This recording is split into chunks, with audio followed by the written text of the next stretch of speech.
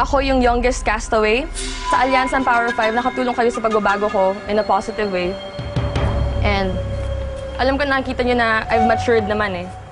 Day 1 Mara is very different from Day 36 Mara. Kaya ko yung sabihin ngayon. Para sa akin, sinabi rin ni Casey na ang strongest alliance ang original na alyansa. And alam ko kung ano ang ayaw ng bulan. Ayaw ng bulan ang matalo. Lagi namin gustong manalo. And if you guys allow me to win tonight, pakiramdam ko, you guys are winning with me. Yun lang. Guys, bakit gusto kong manalo? Dahil mahal ko ang pamilya ko. Alam kong lahat tayo, mahal natin ang pamilya ko. Pero gusto kong mabigyan sila ng magandang buhay. Sana nabigyan ko ng magandang libig ang tatay ko. Kung may pera lang kami, dapat hindi kami problema kung paano siya palilibing. Tatay ko, inilibing na hindi kasya sa kabaong. Kailangan siyang iusog para lang magkasya at ayoko nang mangyari yun. Gusto ko mabigyan ng magandang buhay ang pamilya ko.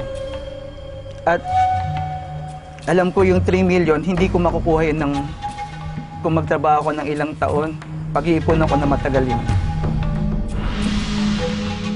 At gusto ko lang mag-end ng aking speech with a positive note.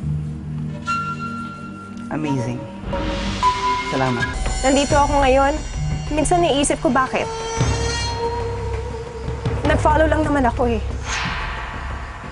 Kung meron deserving, yung mga gumawa sana. Sa huling sandali, nung nagdesisyon ako, alam ko hindi ako mapapatawad ni Casey. I had to risk it, and I was selfish. I broke my promise. But that was the first time I broke my promise in Survivor. Ngayong gabi, hinihingi ko yung boto nyo. I'm asking you guys to vote me as sole survivor.